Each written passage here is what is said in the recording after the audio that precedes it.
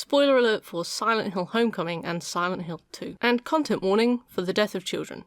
If you've ever expressed an interest in Silent Hill Homecoming, you might have been told not to bother. It really depends, of course, but I've seen no reaction so knee-jerk as the one to Homecoming. Even when I suggested covering it on my channel, I had an enthusiastic response. People hated this game. Were they right to feel that way? Silent Hill Homecoming was the 6th installment in the Silent Hill series, focused on 22-year-old protagonist Alex Shepard's return from army. It was the first Silent Hill game to be developed outside of Japan, birthed screaming into the world in California by Double Helix Studios. Their first game, actually. For a lot of fans, especially at the time, a Silent Hill produced outside of Japan was unspeakable, an act of sacrilege and disrespect to the horror series. 2 years before this, Silent Hill Origins felt as though it flew under the judgment radar, as it ended up completing production in Portsmouth, England. I guess Origins was loyal to the original vision, but ultimately kind of meh, because Homecoming was the one I remember people being furious about. Fans declared it impossible for a Western developer to be able to capture the slow burn horror of a Japanese developer, the only two possible types of developer, obviously. And for many, the game was written off then and there. I always found that judgment to be really unfair, both in the weeb-adjacent idolization of Japan, but also in the insinuation that people from the West aren't capable of making good slow burn horror.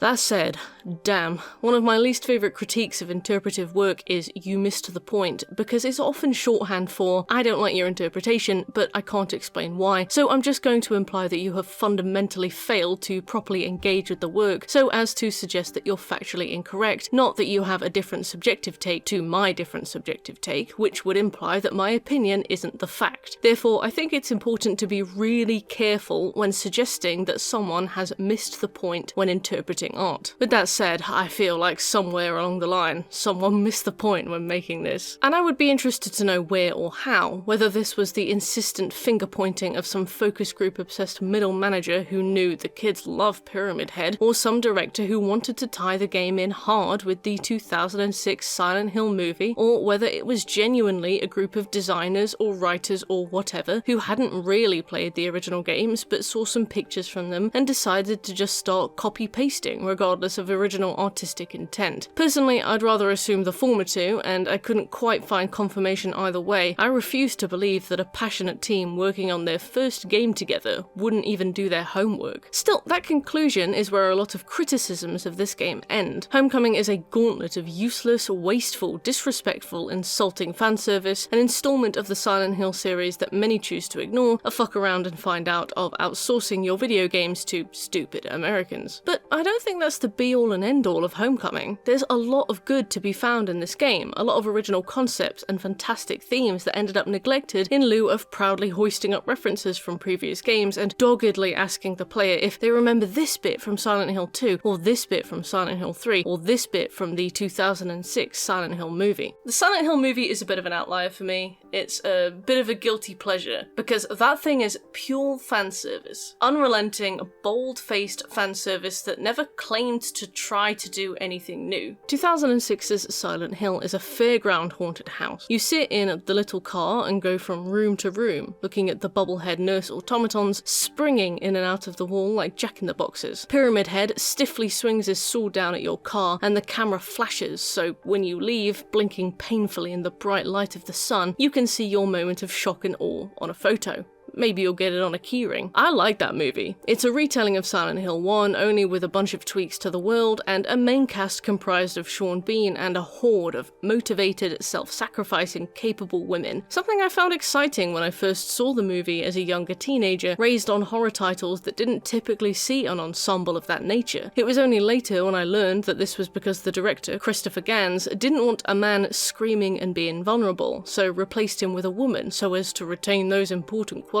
Even so, back when I lived in my early days of ignorance, I was excited to watch this woman sprint around Silent Hill, ducking past monsters I could point at and recognize. It was like a little treat for fans, something outside the canon to be enjoyed as a non-serious orbiter of the main series. And yet, it's those same qualities in Silent Hill Homecoming that I sincerely hate, because they have scrubbed some really interesting premises just to pad them or replace them entirely with hollow and often incorrect references to previous installments in the games, particularly particularly Silent Hill 2. Silent Hill Homecoming is so desperate to reclaim the greatness of Silent Hill 2 that it simultaneously forgets to be its own game and fails to understand what made Silent Hill 2 such a hit. If I want to play Silent Hill 2, I'll play Silent Hill 2, and if I want to dive into a massive comprehensive learning platform and get my fill of lessons on maths, science, data and programming, well, we all know where I can go. We've been working with Brilliant for a while on this channel, and for good reason. They're easily one of the very best learning platforms available right now, whether you're looking to start a new career or sharpen your existing skills. Lessons are highly interactive, engaging your brain so much more than other learning formats like videos. Brilliant helps you build real problem-solving skills and develop your critical thinking as it guides you to your learning objectives. Brilliant's catalogue is constantly being updated with fresh lessons. Digital circuits, programming with functions, and, my favourite, the logic courses have all seen some fantastic recent additions. This isn't some stagnant,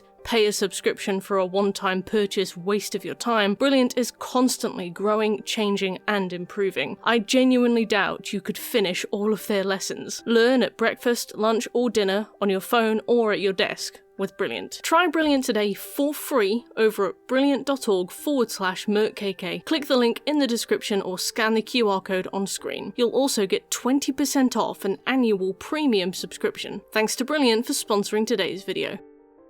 Silent Hill Homecoming begins in a hospital. Fans of the Silent Hill series will know that this tiny town with a population of probably like 10,000 has 3 dedicated hospitals. Alchemilla Hospital, which is your more general hospital, Cedar Grove Sanatorium, and Brookhaven Hospital, both of which are intended to serve the mentally ill. So, and I did say spoilers, Alex Shepard was never in the army.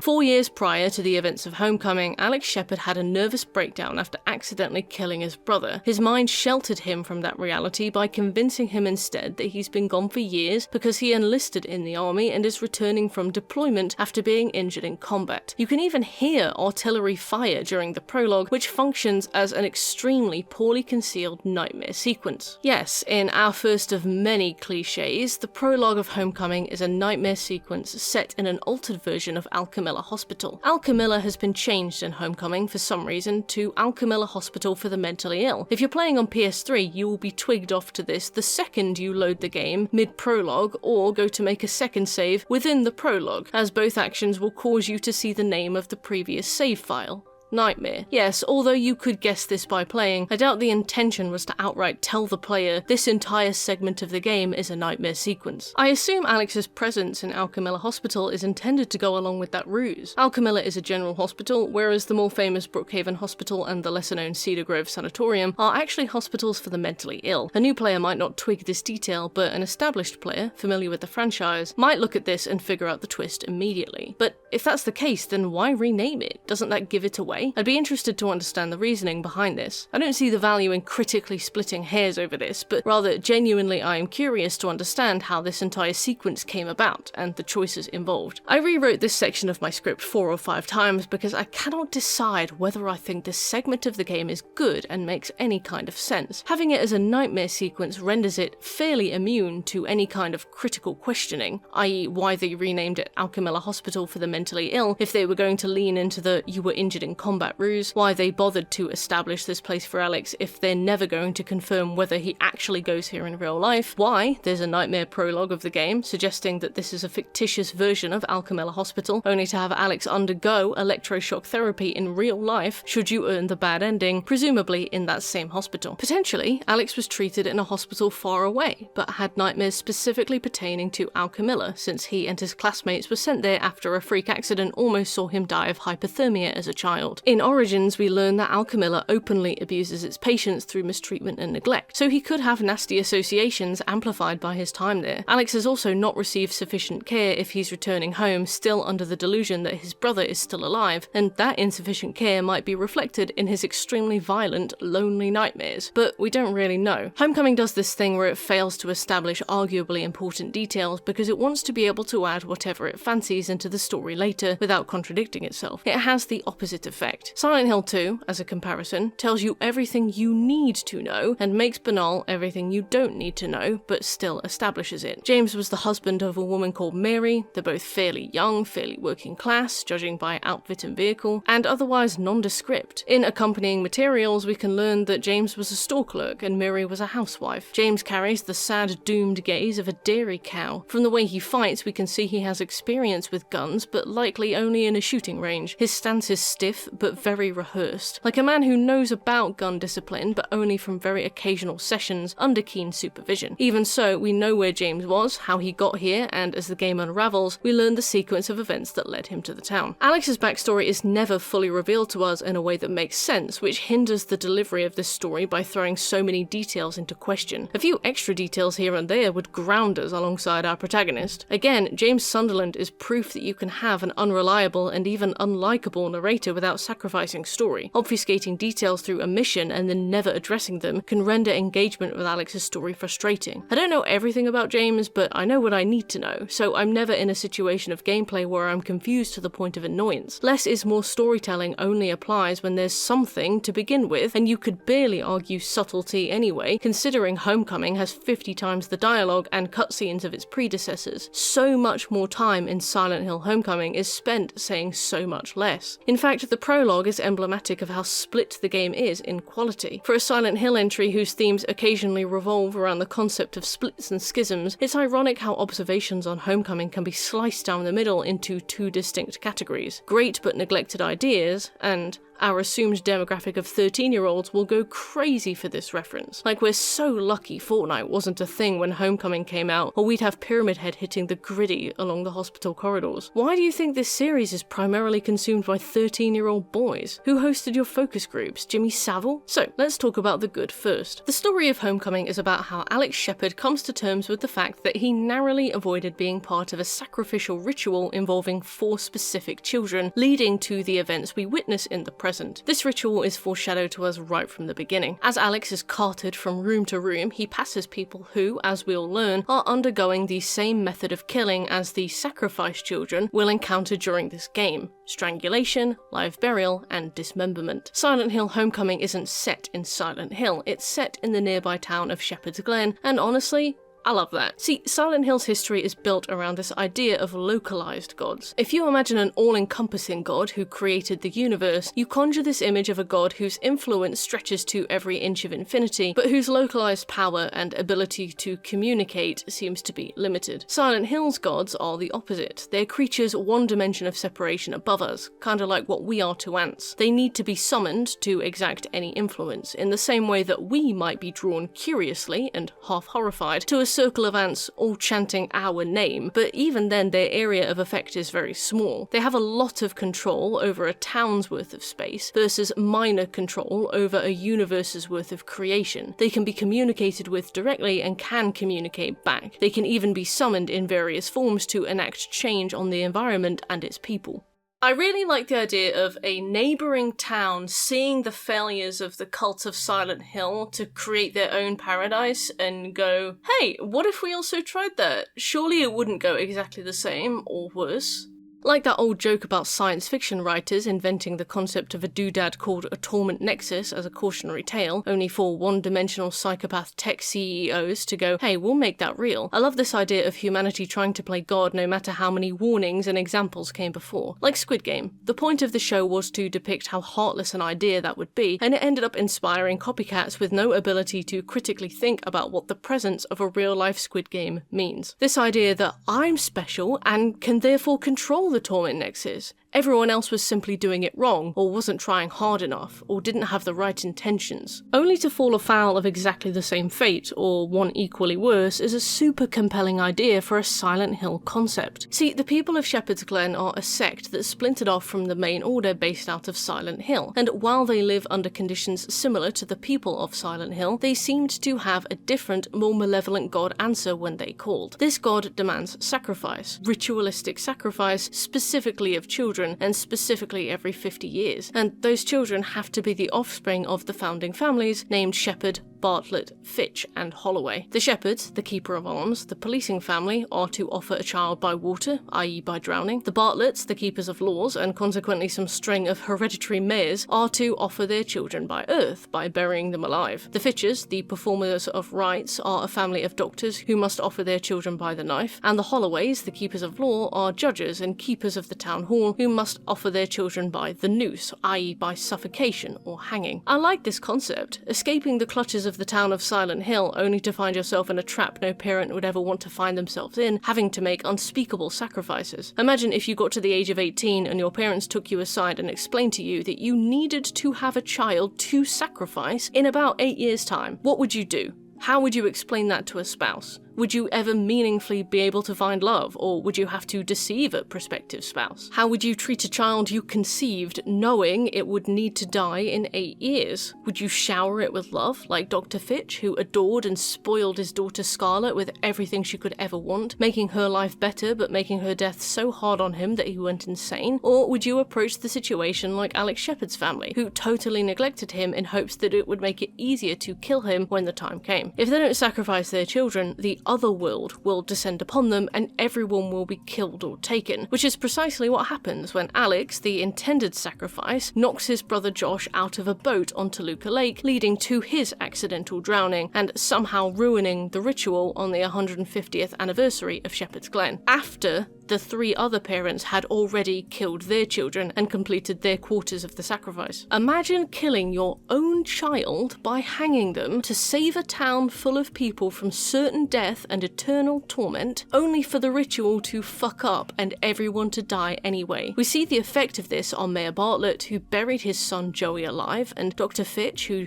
chopped his daughter Scarlet into little pieces, and now they drink and cut themselves to death respectively. It's very bleak. I love it. Alex, consumed with guilt, has a mental breakdown that leaves him severed from reality. He is shipped off to some distant mental hospital where he receives clearly inadequate treatment, as when he leaves, he still believes that he is a member of the armed forces and that his brother will be waiting for him when he gets home. He then, for some reason, has to make his own way back to Shepherd's Glen, catching a ride with our first "oh my god, look who it is" cameo, Travis Grady, protagonist of Origins.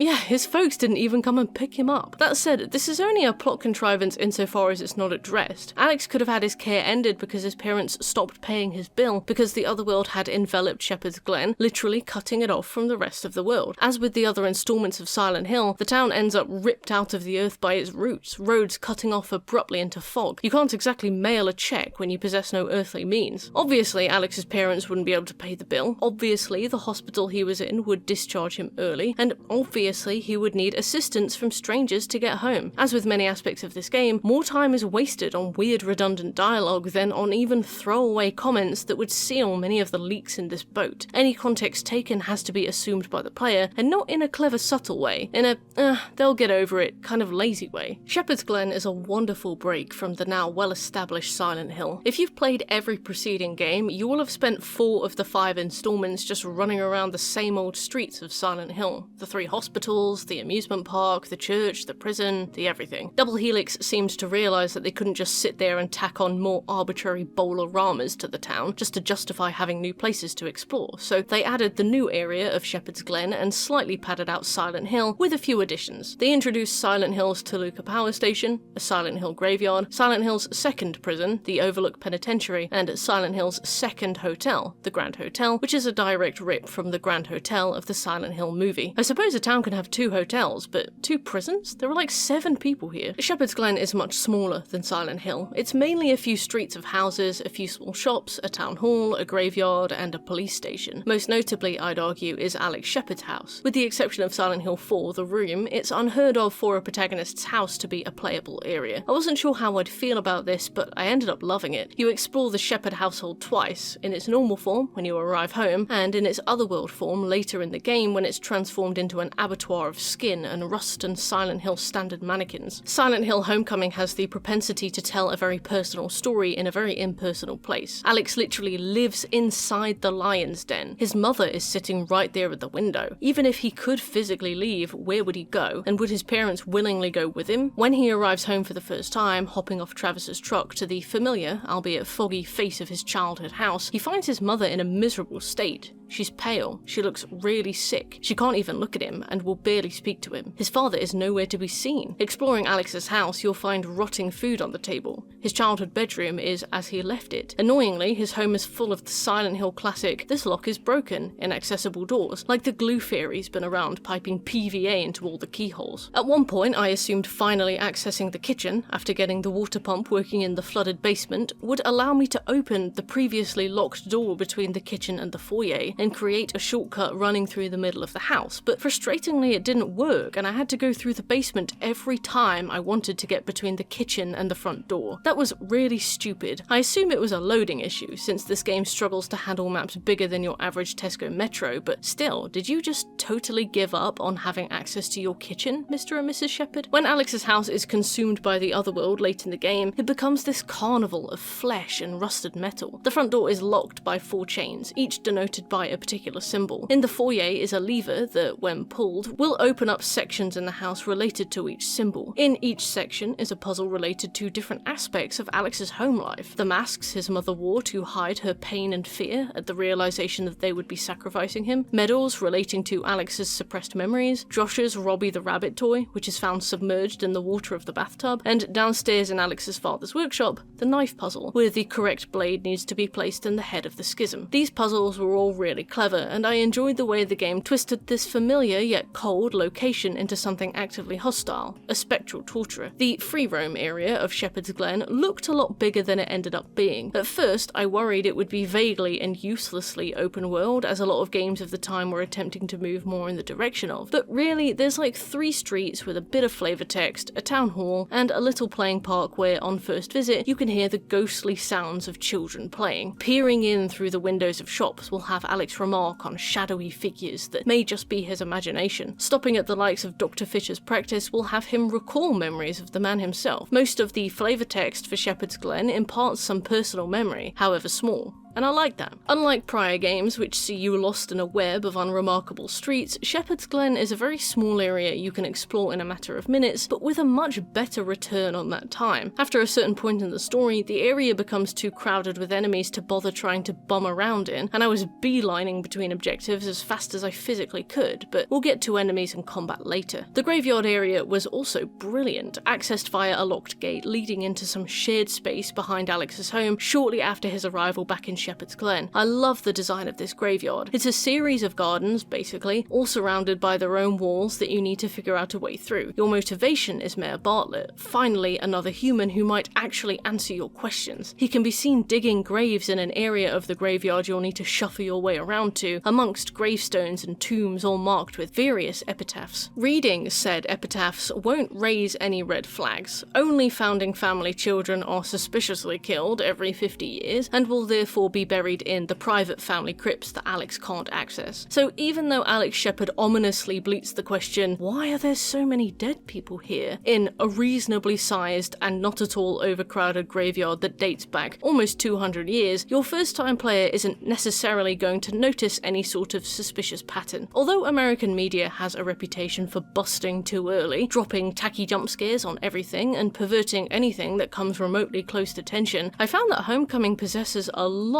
of restraint that it's not often given credit for. It has less major jump scares than Silent Hill 3, if you recall, and a lot of its minor jump scares are delivered with restraint, even if they try to ride on the coattails of previous games. For example, there's a shot in Silent Hill 3 that serves as a visual reference to the movie Session 9. It's a wheelchair parked in a particular kind of light, inaccessible to the player. You can just look at it. It serves no purpose other than being a reference to a movie. In Silent Hill Homecoming, whilst traversing Alchemilla Hospital, an extremely similar shot instead sees Alex knocked gently by a wheelchair rolling down the stairs from the left in a moment reminiscent of that Session 9 shot. Now, the reference in Silent Hill 3 was hardly groundbreaking. It's just a movie the writers liked and wanted to reference. It's not especially revealing of anything. It's not high art. I don't find it sacred. Yet Silent Hill Homecoming referencing this reference by turning it into a very minor jump scare, no noise sting, no camera zoom, no enemy leaping on you, is mechanically restrained, but I personally found found it to be quite dilute, in the sense that you're calling back to an already hollow reference. It felt very, we liked this scene so we did it our own way, but no, we've never heard of Session 9 and didn't understand that it was initially a reference. It's harmless, it's done well, but it's symbolic of the way Homecoming spends more time calling back to previous installments than it does carving an identity of its own. That restraint finds us in the graveyard, which is an extremely tense shuffle on a first visit. There's a room in the Grand Hotel that I stood in front of for hours on my first playthrough. The game paused, so scared of stepping through that I just found other things to do around my house. The Grand Hotel is full of scary holes, actually. Inside the Grand Hotel is a door with a big hole in it. In the pitch black beyond, you're able to speak to a woman who whispers creepily to you about some goings-on in the hotel, which you can leave or explore more thoroughly through various bits of set dressing. That gaping maw in the hotel door, lined with jagged wooden teeth, is exceptionally creepy. Although the combat of this game is ramped up to 11, creating a slightly faster pace to gameplay, I still feel like they nailed the tension in most cases. This game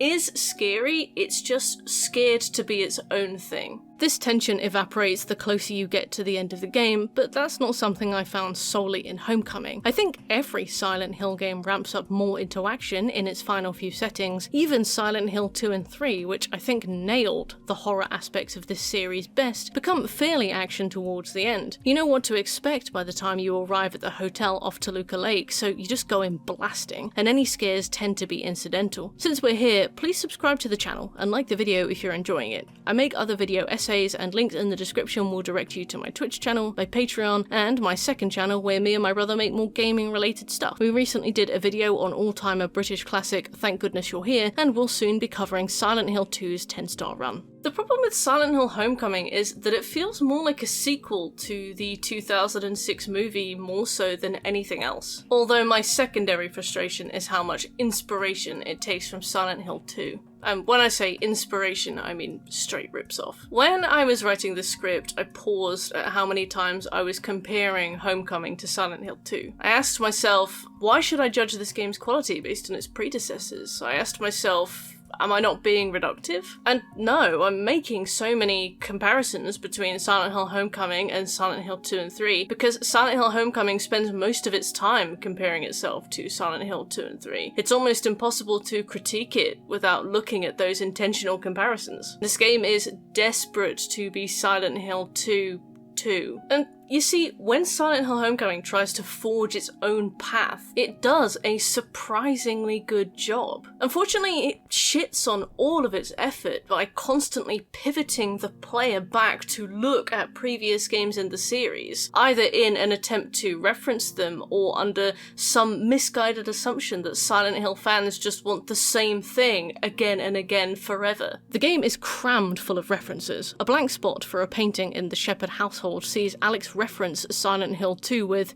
"There was a painting here, it's gone now." Literally no reason whatsoever why, no end served, just the famous phrase bleated out. An empty doghouse in Alex's back garden has Alex announce, winking at the camera, "There's no dog here," and in case you missed it, you'll get this announcement again when examining an empty doghouse in actual Silent Hill later in the game, which is a callback to Silent Hill 1, which had Harry Mason remark on a doghouse in a similar fashion. Graffiti on various walls around town can read, "You see monsters?" A reference to Vincent's line in Silent Hill 3, which is, again, referenced multiple times in this game. The trophy for refusing to forgive your father is called Angela's Choice, comparing Alex's neglectful upbringing to Angela's upbringing, which was a hell on earth of painful, constant sexual abuse that resulted in her suicide. Not that neglect isn't bad, just it's not exactly tasteful to compare the two. The trophy for killing a dog is called Eddie's Legacy, because Eddie from Silent Hill 2 killed a dog. The trophy for killing the Siam enemy, which features a woman figure strapped to the back of a male figure, is called Shades of James, because James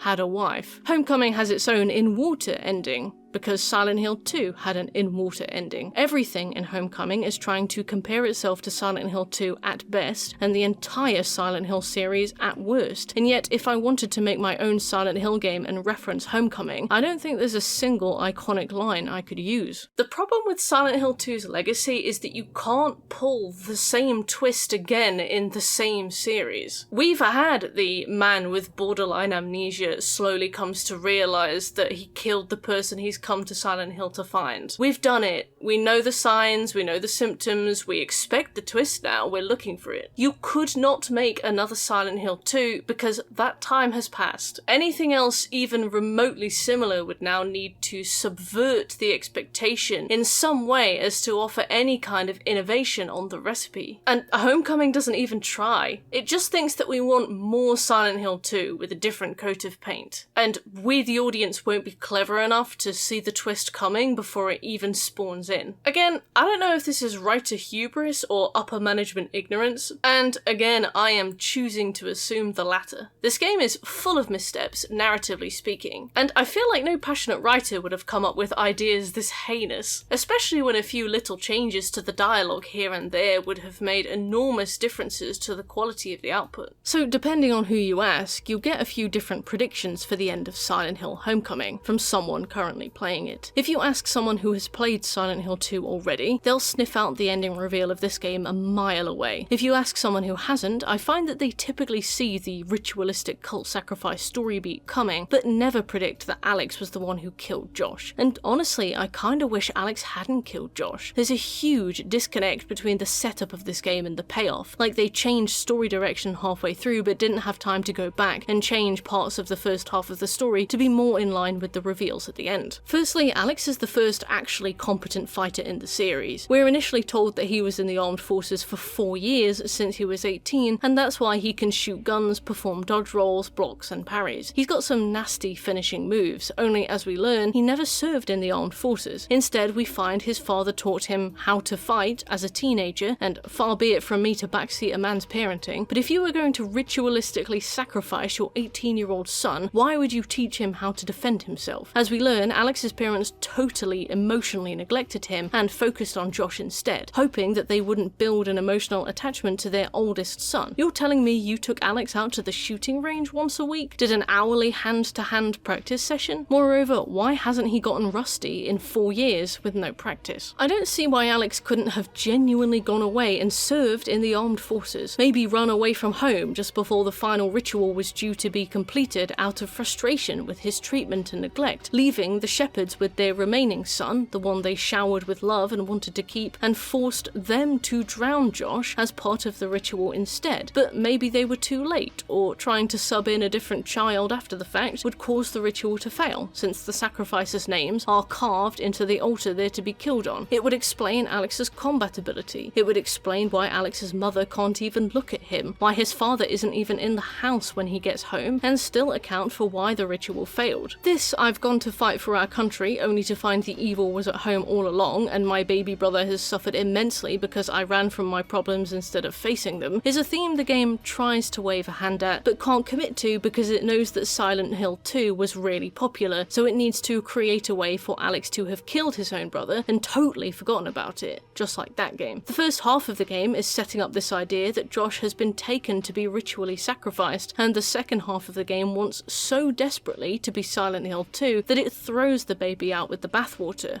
Maybe that's not a good metaphor right now. Alex runs into his childhood friend Elle and local police officer Deputy Wheeler and directly tells them he is looking for Josh. Neither of them remind him that Josh has been dead for 4 years. I can understand Elle's hesitation, being his childhood friend, but not Wheeler's. Wheeler doesn't know Alex. He has no allegiance to him. Alex also encounters Judge Holloway, Dr. Fitch, and Mayor Bartlett, who all mysteriously evade questioning. The thing that worked about Silent Hill 2 was that James only encountered one person who knew Mary when she was alive, and therefore knew exactly when she died, and that was a 9-year-old girl called Laura who was kind of scared of James and also kind of hated him. The advantage James's story had was that there were no characters around him who could have told him the truth of what happened and saved him his entire journey. But Alex has a TV cast of characters who all know the situation and none of them say a word. It's not impossible, but especially in longer sections where Alex is working together with characters and speaking to them about Josh, with plenty of breathing room and lots of time for them to sit down and have a conversation with him, no one says a word. Think about it. If Alex knew Josh wasn't in Silent Hill,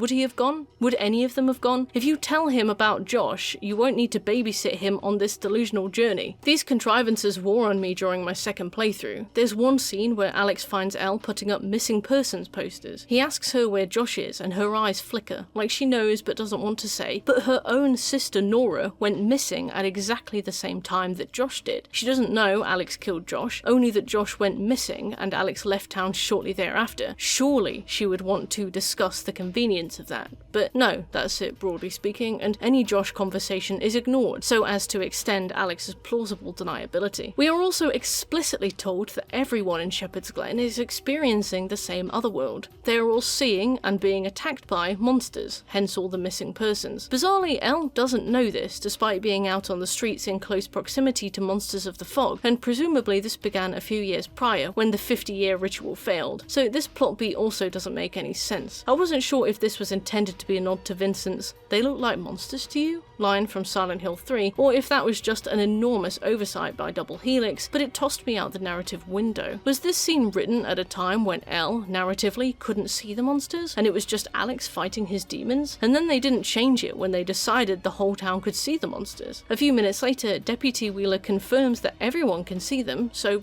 what is it? In trying to emulate Silent Hill 2 and its twists and reveals, Silent Hill Homecoming makes a tragic mistake, and that's using visions, ghosts, delusions, whatever you want to call them. We see Josh pelting around in Alex's prologue nightmare sequence. Sure, that's a nightmare sequence, so that's fine, and it helps the audience understand what we're looking for, and to see Alex's protective instinct. After this point, Josh is dropped in as a hallucination whenever the writers want Alex to go somewhere but aren't quite sure how to write the motivation. Let's use the Grand Hotel in Silent Hill as an example. Alex winds up here after seeing Mayor Bartlett digging graves in the Rose Heights Cemetery in Shepherd's Glen. How does he wind up here? He passes out and wakes up here. After making my recent video on Dante's Inferno, I wondered aloud if this was supposed to be some reference to the way Dante Alighieri passes out on each circle of hell and wakes up in the next, whether Alex was going through some symbolic road through hell and his only progress would come from walking further into the belly of the beast. It's hard to judge this because he does have to reach the core of Silent Hill to conclude his story, and it's underground, but that's also how a lot of journeys work, and there are certainly no circles of hell that I can find. If there's any kind of symbolic intention behind Alex's journey, I missed it. I think he just passes out and wakes up at his destination, because writing the momentum of one's journey is hard, and having your character teleported around by magic is easy, and that's that. Even so, a note on the reception counter of the Grand Hotel will tell us that Mayor Bartlett is in the atrium. Okay, that works. He seems like the only person around besides Alex's silent mother and the aloof Judge Holloway, who refuses to answer any questions. So let's go and see if he has any insight. The search for a key leads us up an elevator. The elevator wires snap as we get off on the 3rd floor. We're up here, and we need the key for the atrium. Our motivations are very clear. At this point, the game begins to show us Josh in the distance, at the ends of corridors, running away, round corners. This is ghost child behavior. Textbook ghost child behavior. At one point, he stands back and watches as Alex falls through a hole in the floor. He doesn't speak, he doesn't touch Alex, he appears to have not aged whatsoever from the photos in Alex's house, or how he's depicted in the prologue, which would surely be as Alex remembers him from before he was deployed, i.e. 4 years ago. Anyone who's seen this trope in any capacity will know that this means that Josh is dead, and this is a quarter of the way into the game. Unlike with Silent Hill 2, which effectively muddied all of its reveals until the final hour of the game through the use of ignorant NPCs and a strange lost protagonist who is never clear with us on what exactly he remembers, Homecoming plays its cards too early and too eagerly. There's a reason we don't see Mary Sunderland Shepherd waving at us from the end of corridors, and yes, she and Alex share a surname, although their specific relation is not confirmed, another Silent Hill 2 reference. It's because A, whether or not Mary is even there is the crux of much of that story, and B, having your loved one visible but just out of reach, knowing they would come running over to you if they could, cements the reality in a player's head. Obviously, ghost behavior means dead behavior. Even if you don't understand how, you know basically here that Josh is dead, if not sooner. All it takes now is to figure out how he died. Alex Shepard and the wider narrative will continue to play dumb all the way to the end. Alex talks too much. His inner monologue is delivered to us in narration. He has a journal with Josh's drawings in it that he mulls over and describes to you. He meets other characters who deliver very carefully written exposition, never quite getting to the point. It creates a disconnect with the player who has already taken several steps ahead of the protagonist and is now waiting for them, tapping their foot. Alternatively, the ways this game clings to and attempts to emulate the 2006 movie is through perhaps the most controversial detail in Silent Hill Homecoming: the monsters.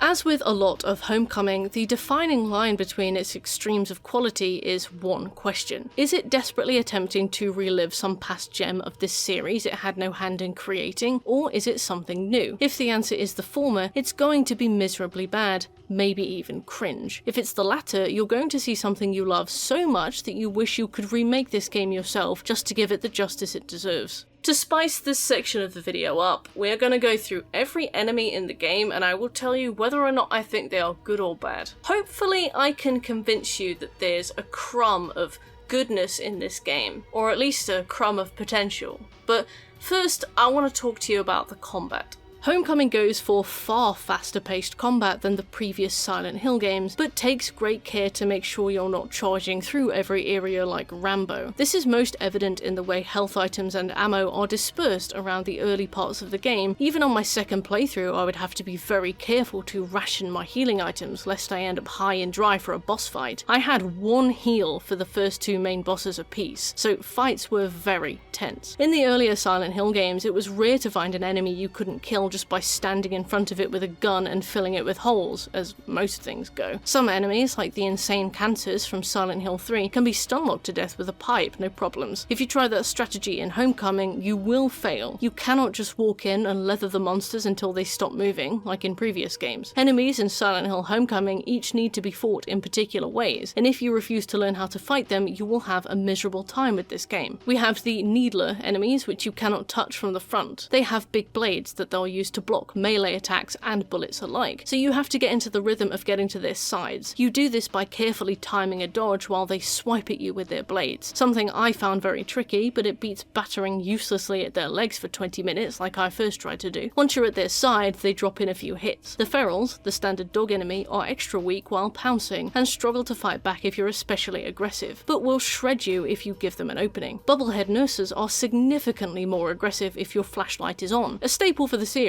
but something this game really emphasized, likely because of the 2006 movie which capitalized on the concept. Every enemy is different and crowds can no longer merely be shot or whacked through. You have to learn them. Until you accept that, you will hate this game. To encourage you to learn how to fight the monsters rather than face tank them and soak up the damage with an abundance of healing items, you're given basically nothing to heal yourself with until the final third or so of the game. A lot of players report finishing this game with several of each healing item, including the ampoule tier serum, and at first I marvelled at how that could be possible. I trailed through the game on a wing and a prayer, especially the Grand Hotel, which was my peak of frustration. But it is true, from the prison onwards I found the game load you up hard with so many healing items that you couldn't possibly use them all, and I went into the final boss with something like 7 health potions, 4 first aid kits, and 3 serums, and that was only because I kept using the serums by accident. They're very easy to select and require no extra confirmation from the player to use, so I kept having Alex randomly shoot up on pure adrenaline while I was trying to select puzzle pieces in my inventory. This led to some confusing design decisions. After spending the first 60% of the game having to carefully pick and choose exactly when to expend a single bullet or health drink because they were so rare to find, Silent Hill Homecoming just buries you under piles of usables. You end up too scared to use them because you've been conditioned to treat them with enormous caution. Only then you lose all of your items just before the final sprint of the game, including all of your weapons and ammo. Everything I stockpiled, too scared to use, was lost. Everything you earn before the final boss is fresh stuff, and you basically get everything back too, except the shotgun, which I couldn't find, which renders this stretch a bit woeful. So much waste after an experience that taught me to waste nothing. I was so annoyed. By the time I reached the final boss, Amnion, I was loaded up with healing items despite having very little ammunition, so I equipped whatever melee weapon I had to hand and just battered at its legs for 10 minutes, trading damage without a care because I had so many healing items to use. The first two main bosses I battled with immense caution. The third I fought in melee because I could afford to, I had so many extra items, but Amnion, our fourth, threw all caution to the wind. I had so much stockpile that I just pumped the fight full of fuckery. The game features two types of dodges that depend on whether you're actively engaged in a fight by holding L2 on PlayStation and entering that zoomed in sideways perspective. Outside of this, Alex Shepard would do an abrupt, bizarrely fluid combat roll. It could just be my experience, but I found this roll useless. If enemies are chasing you outside of combat, you can just zigzag. Any iframes in this dodge are actually pretty slim, so I never managed to avoid attacks with this. If you dodge in combat, Alex will do an actual maneuver, and it's quite a lot of fun, even if you do tend to get clipped by a dragged hitbox. Alright. Monster time. First up we have the Lurker. This monster is fashioned as some sick perversion of a mermaid, but the kind of welcome to my dark twisted mind mermaid where they've got their legs sewn together and a huge gaping raw hole for a face. Firstly, design.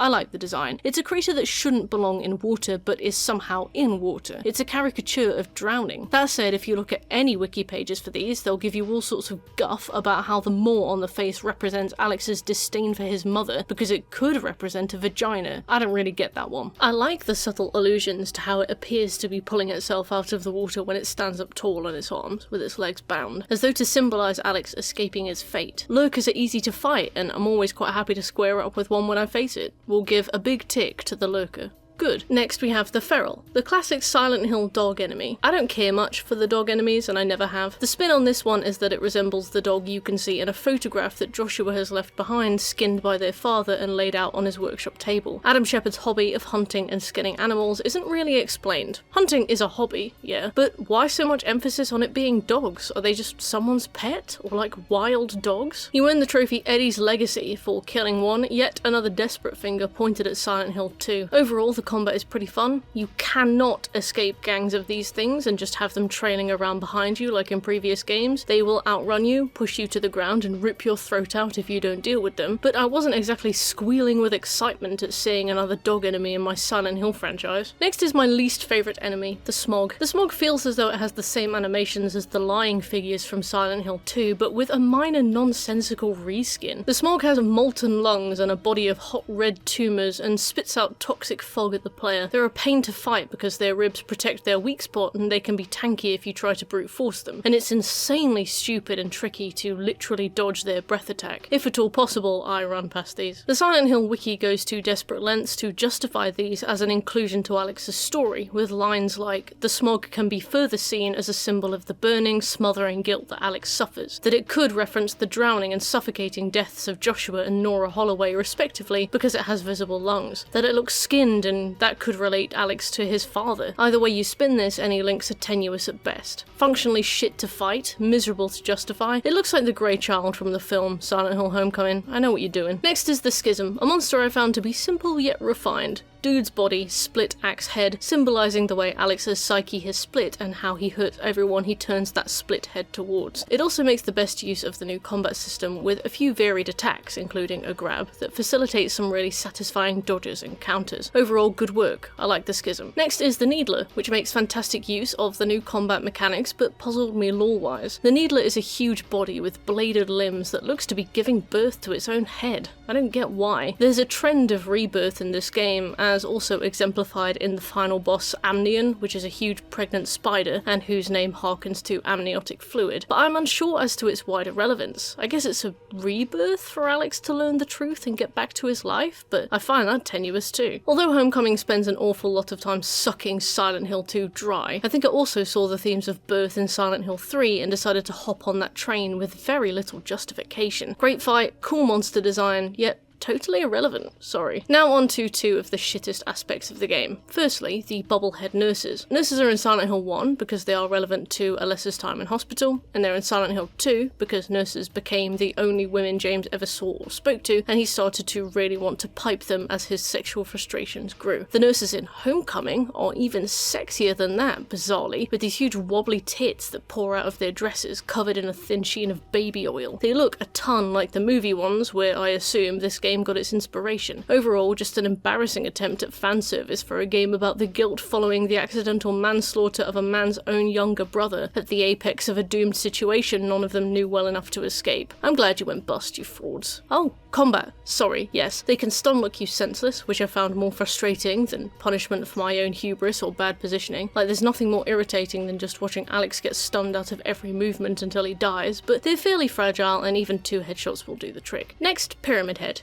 Ito was right. They should have killed him off permanently. 2006's Silent Hill was clearly the inspiration here again, which was somehow even worse. Like, the designers assumed that's where the idea for P-Head came from and consequently just made that. Like, P-Head is just some security guard that wanders around looking super ripped and demigod-esque in his own way. Thankfully, you don't fight him, but there's this utterly eye-rolling ending where Alex Shepard becomes one that I genuinely don't consider to be canon. Yeah, I know, I'm being a precious fan elitist to hate this, but I don't care. I'm moderate enough in that I like Homecoming and recommend it, but damn, this really was the crux of everything wrong with this game because Pyramid Head, ironically, symbolised the way this team refused to let go of James Sunderland's story, milking it for every trailer shot it could, instead of making something new and great with the literal things it had already made that were already really good and had loads of promise. I'm angry that P-Head is here because his presence demonstrates to me that Homecoming had so much to work with and still never tried to be more than the inferior sum of parts everyone played almost a decade before its release. Next we have human enemies. The Silent Hill Order members manifest in frightening ways, mainly because they are totally quiet until the moment they pop up behind you and cave the back of your head in. These guys are a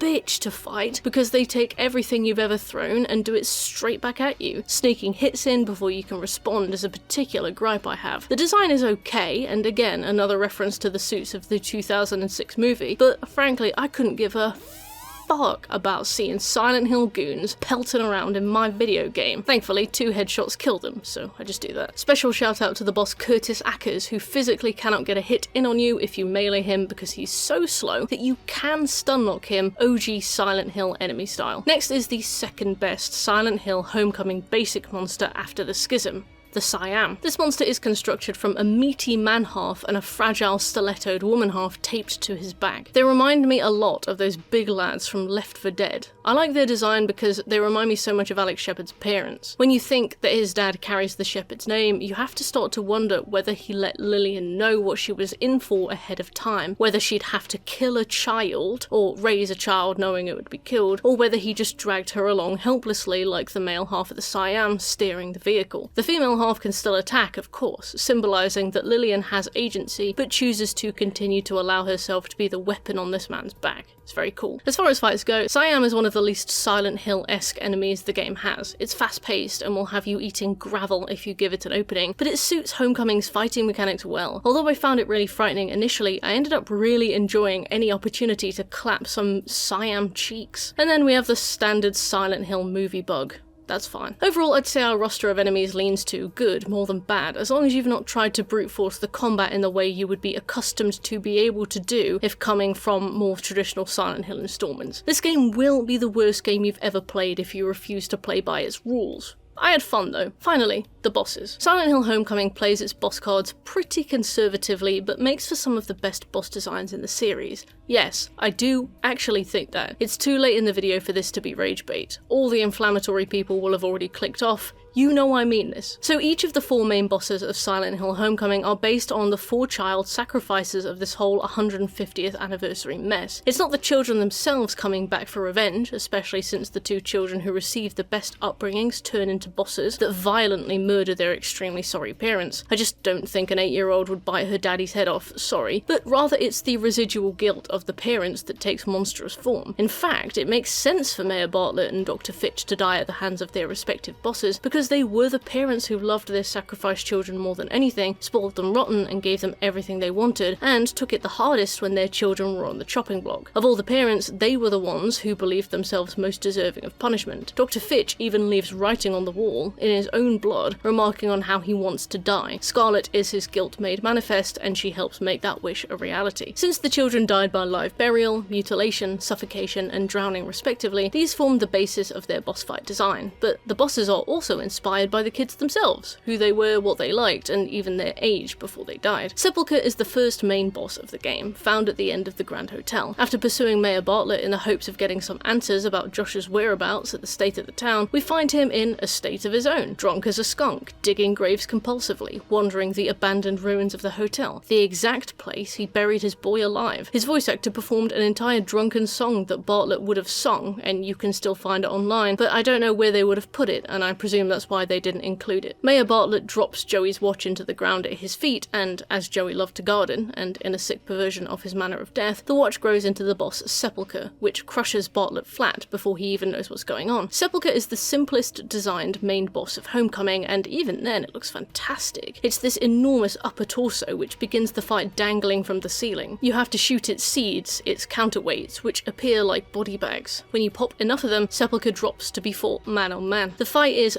brilliant fun, hindered only by the fact that you're likely here with just 3 M&Ms and your driver's license in your back pocket. I had no bullets or healing items for this fight, which ramped up the tension enormously and meant I actually had to learn how to fight it. Shocker. Overall, brilliant fight, great design. The second main boss is Scarlet, based on the Scarlet Fitch of the same name, Dr. Fitch's 8-year-old daughter who he had to cut into pieces. She is found in Dr. Fitch's own personal hell, his own manifestation of Silent Hill that takes form as an impossibly deep, convoluted web of rusty corridors and bottomless pits and corrugated metal. Scarlet manifests as a big lanky doll with segmented limbs and joints, mirroring the manner of Scarlet's death. When you crack open the back panel, you see her heart thundering away in there, mimicking the way she must have been scared beyond limit in her final moments. Scarlet loved dolls, and maybe a reference to the doll named Scarlet found in Silent Hill 3. I liked her fight too. It's split into 2 phases. In the first, you fight her as a human-ish doll, and in the second, you fight her as a 4-legged, spider-like creature that scuttles all over the ceiling and comes crashing down on you with very little warning. There's a button prompt to roll away in time, but I only managed to execute it properly once. Again, you'll have very little to fight Scarlet with. Thankfully, I'd saved a ton of shotgun ammo, but her body is so spindly that it's quite easy to miss even at close range. I only had a serum too, and thankfully I used it rather than trying to save it for something along the line. But with so little healing items by this point, it was either that or reload an hour earlier to see what I could bring. In short, fun fight, good design. Our third main boss is Asphyxia, a begrudging fan favourite even for those who generally disliked Homecoming, and I certainly understand. Of all the main bosses, her wizened, rotten body looks exactly like the Francis Bacon-inspired visuals for previous games. Her body is a play on Nora Holloway's method of death, suffocation, and her interest in Alice in Wonderland's caterpillar. Asphyxia manifests as a human centipede-looking creature covered in hands that clasp its mouth shut. The second link in the chain looks almost like it's trying to pull free. Overall, this design is a perfect encapsulation, to me, of Silent Hill. I've seen arguments that Asphyxia's design is sexualized to represent the way Nora Holloway had reached puberty but was denied sexual experience, and personally I didn't read it that way. Asphyxia is a bunch of naked female bodies sealed together, but the existence of a naked female body isn't the be-all and end-all of sexuality, so I don't really subscribe to that one. I like Asphyxia's fight, although by this point the game has suddenly poured every resource into you, and you'll actually lose all your stuff shortly after this fight. Not that you'd know that on a first playthrough. So you don't really have to learn how to fight her, you can just fill her with lead and be done with it. Asphyxia also slides into this fight through a vagina-esque opening on the walls, which again links to a theme of rebirth. I do truly think the writers just nabbed this from Silent Hill 3 without any thought. You could argue, no, it represents the way these children are born again as they're monsters. But the theme of rebirth can be argued from any position where something is brought into existence. A toaster could represent rebirth, as my bread is reborn as toast. It's not a clever metaphor to wedge it in at every opportunity. Finally, we have Amnion, the final boss of Silent Hill Homecoming and the manifestation of Alex's subconscious guilt over Josh's death. For this one, the rebirth theme kind of works a bit. Amnion is heavy pregnant. Yeah, you do get to beat on a pregnant spider in this game, and when it dies, Josh's corpse pours out of it, perhaps symbolising the way Alex makes peace with this and moves on with his life by the end of the game. I love Amnion's design so much. This huge, bloated, mechanical spider, a taunting imitation of Joshua's love of insects. Its face is Josh's death mask. A tube of water is crammed into Amnion's mouth, leading up from its groin area, like Amnion is drowning on its own amniotic fluid. Rust covers its spider legs. The entire theme game is water. Amnion's skin is pallid grey and bloated in his first phase. I love this fight less than the others because it's so easy to get stun-locked in the corner of the room by this thing. Amnion has this 2-swipe attack, it can transition into an overhead slam, and there's so little room to wriggle away, especially with a camera that suddenly gets an attitude this late in the game. If you stand under Amnion to hit it, it has a grab it'll toss you away with, and that toss can also be followed up by an immediate double swipe slam. I killed Amnion with a melee weapon, but just chugged my, by now, mountain of health items and face tanked the damage, because getting stunned actually drives me wild with primal rage. I hate watching my character flounder around helplessly with no opportunities to get up. I know that's just how it can be, like, I guess that's just what life is sometimes, but I get so mad I could stop a Fiat 500 to dust. Anyway, yeah, awesome design,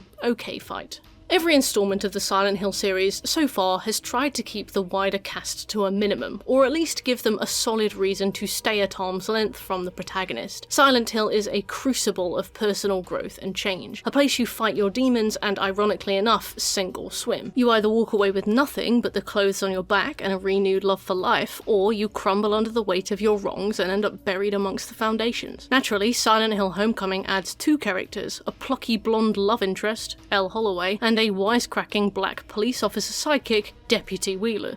I didn't mind Deputy Wheeler's presence, especially since he's only there for a few scenes, but I found Elle's character redundant, more an excuse to tease romance than anything crucial. Unlike Eddie and Laura of Silent Hill 2, Elle represents nothing worthwhile about the person Alex is, mainly because Alex Shepard is one of those characters the Cope and Seethe types would call a blank slate, for the player to experience the game through, no discernible personality to speak of. I suppose it's difficult to point at Silent Hill 2 here and say that that's good, when James is equally as blank and not come off like some hypocritical purist, but the thing about James is that he barely speaks. He doesn't say enough to know for sure that he lacks a personality. He's a guy quietly toddling around doing shit. Everything he encounters he's seeing for the first time, so he just describes it vaguely as he interacts. He's generally confused, bumbling back and forth across this town in some fugue state. We know he's awful with kids, I guess, and we see him awkwardly communicate on a surface level, see how hard he digs in his heels at interfacing any further with other characters, how much he refuses to be known. On the other hand, Alex Shepard is lucid. He speaks constantly throughout this game. This is where he grew up. We go into his home, we meet his family and community and friends. Almost everything we see in the world of Shepard's Glen is something that Alex can comment on from experience, and he just blankly describes it to us. Sometimes he'll give an extremely hollow anecdote, like "Dad never let us out on the lake," which serves as an interesting reference to raise your eyebrows at on a second playthrough, but never actually tells us about the kind of person Alex is. This guy is boring as shit. Sorry. When he's with Elle, he's just looking for Josh or wandering around blithely with her. There's zero chemistry despite their apparent lifelong friendship. She's got the "let's go together" bit that James and Maria have from 2, only with a heap less relevance. James let Maria tag along with him and also protected her a little bit but not that much because she was the spitting image of his dead wife that he feels extreme subconscious guilt over killing, so obviously he would agree to look after her however begrudgingly, and her existence was a mystery to be unravelled. Elle Holloway is just Elle Holloway. Because she's the female love interest, she also possesses no personality to speak of. Both are just bleached, bone white, scrubbed of anything that might make them interesting or relatable or want to root for. No offence, but I think she could have been removed from this game with zero consequences. Wheeler could also have been removed, but he's infinitely more interesting than Elle. He's very skeptical, extremely cautious of Alex, so likely knows on some level what happened 4 years prior. They end up looking out for each other, and there's some chemistry to speak of there. It was cheesy to have him along and certainly lifted the tension in my survival horror game, but he only really begins to have an impact on proceedings very late in the game when it's ramping up more to action anyway. Alex is still forced to do all the tense, scary bits totally alone. Wheeler only joins your party when the game is starting to fill your pockets with ammo like Halloween candy. Wheeler makes up for Alex Shepard's total lack of personality, but it balances out between them. Unstoppable force and immovable object, etc. And they both leave the story with more of a 30-70 personality split, majority Wheeler. I don't mind him in the game. Imagine if the game was better too. They might have been funny. Finally, let's look at the endings. Personally, I think the endings of Silent Hill Homecoming suffer from being too short and too extreme. They are so focused on the visuals that they end up having a surprising lack of substance. Half of them are so left field that they feel like fanfiction submissions. The main problem, however, is that any ending can be earned on a first playthrough, even a joke UFO ending, and they're not hard to earn, meaning you could wind up with the joke ending on your first playthrough. anyway. Unlike in previous games where endings were earned by fulfilling particular, often obscure requirements, usually involving a system of invisible points that turn an invisible dial, Homecoming's endings are dictated by 3 choices you make towards the end of the game. These are whether to put your mother out of her misery before she is ripped apart by a contraption and killed anyway, whether to forgive your father, and whether to use a medkit to save Deputy Wheeler, who is about to bleed out anyway, as far as you know. These are yes/no choices, and whichever combination you choose will give an entirely different ending. Our best one, and most consistent with previous installments of the series in terms of tone, is the good ending, so to speak, which involves Alex climbing out of a manhole cover, reuniting with Elle, and leaving Silent Hill together. It carries the same tone as the Leave ending in Silent Hill 2, in that it's just 2 people united by trauma, leaving the mess behind and beginning their lives anew, probably, we don't know. The rest are all so desperate to be Silent Hill 2 that I don't think there's a single ending I like, besides Smile, I suppose, but we'll cover that one last. This includes the UFO ending, which is earned by not putting your mother out of her misery, not forgiving your father, but saving Deputy Wheeler. It is so easy to get this ending by accident on your first playthrough. In previous games, joke endings were held behind multiple playthroughs. In Silent Hill 2, you needed to complete each basic ending, leave Maria and in water, and complete the Maria-led DLC to pick up the item needed for your UFO ending. In Silent Hill 3, you needed to have killed at least 333 enemies to unlock the joke weapon, the Heather Beam, or the Sexy Beam if you're in the Princess Heart outfit, which is going to take roughly 2 casual playthroughs or 1 grind kills in the construction site for a while playthrough, and you need to start a 3rd playthrough and kill enough enemies before reaching the halfway point of the game to unlock the UFO ending. So, very involved. These endings are there to reward players who have played the game multiple times. Having the UFO ending accessible for a very confused first-time player is not a good idea. Moreover, having endings appended to a 3-choice system takes a lot of the fun out of playing in particular ways to achieve previous endings. It's very hollow, I don't respect it. The worst part of the UFO ending is how bad it is. I love the UFO endings in these games because they're shitpost adjacent. James Sunderland meets PS1 era graphics Harry Mason and they zoom off into space together. Heather's UFO ending is done like a comic book. In Homecoming, Alex and Elle leave the same way as the good ending, only to get zapped up by the UFO. There's no ludicrousness, no levity, no aliens, it's all over in a matter of seconds. I think Homecoming takes the UFO ending too seriously, ironically, like aliens are actually a part of the canon and they're trying to honour that. Beyond that, we have the Bogeyman ending, where Alex becomes a Pyramid Head. This is tragic. This is genuinely tragic. Marcus was watching me play when I got this ending, and I felt so ashamed that I was looking away from the screen. This is about as awful as the desperate Silent Hill 2 grasping gets. I can't even discuss it. Next, we have the In Water ending. Do you get it? It's got the same name as the In Water ending from Silent Hill 2. In this one, Alex's dad drowns him in the bathtub, and I wondered whether it would be possible to do something similar to my PS3, just to put it out of its misery. Next, we have the hospital ending. Alex receives electroshock therapy from, judging by the voices, his dad and Deputy Wheeler, the former of which is dead by now. So does this imply that this entire storyline is just a figment of Alex's madness and that it never happened? If this was a better crafted story, I think I'd be quite compelled to explore that, but in a context like this, it just boils down to the tried and tragic, it was all a dream cop-out. Finally, the Smile ending is the only ending with any kind of red tape, earned either by getting the good ending on hard difficulty or by getting the good ending on normal difficulty with all of Josh's photos collected from across the game. In this ending, it's a post-credits scene, Alex walks up the stairs of his home and finds Josh's wet footprints. Following them, Alex enters his bedroom to see Josh on the bed. Josh tells him to smile and takes a photo that Alex found earlier, implying some kind of cycle. I like this ending. It feels light-hearted enough to be earned, like the ghost of his brother returning to say hello with no malice, but also in-universe enough to give me a sick sense of implacable dread. At the end of the day, Homecoming is what it is, not what it could have been. And what it is a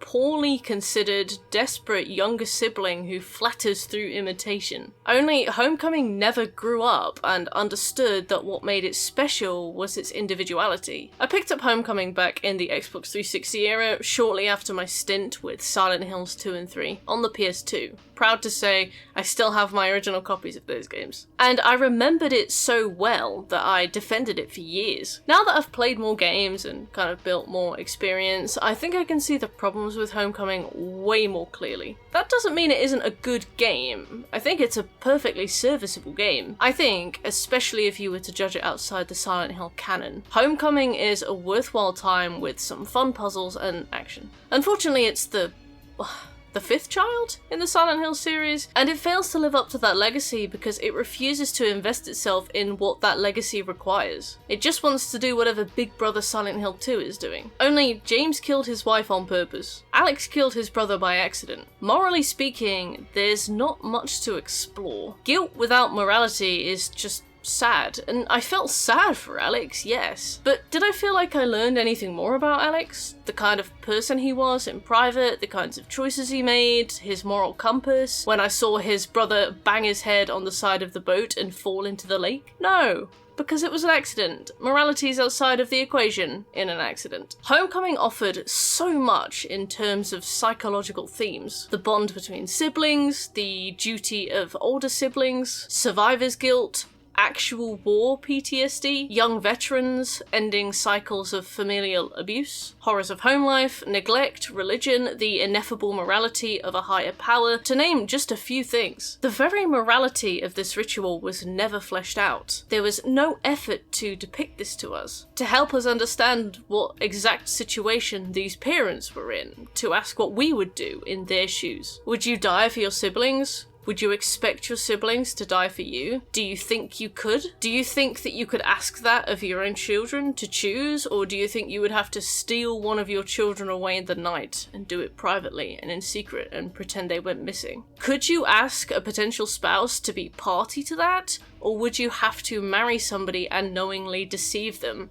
and then kill the children that you make together? What if your spouse doesn't want to have children, or can't have children? Instead we get, imagine this is Silent Hill 2, but instead of James smothering his wife to death so that he can escape the prison of being trapped with a terminally ill person who just won't die, Mary just tripped and fell down the stairs because James didn't batter the carpet down properly. It's just meaningless junk. There's no moral quandary here, and Silent Hill is all about moral quandaries. But would I recommend Homecoming? Yeah, I think I still would. Like, once you've gotten the combat down, you'll be flying through some surprisingly satisfying and fun fights. And the game has good replay value, like as in one replay at least, since the two difficulties are normal and hard. No different settings for riddles and combat like the other games. I know it's all too easy to jump on the hate bandwagon, especially the Silent Hill community. You know, they're so accustomed to repeated disappointments that they can be particularly jaded. But I would encourage you, as with most pieces of media you've heard are abysmal,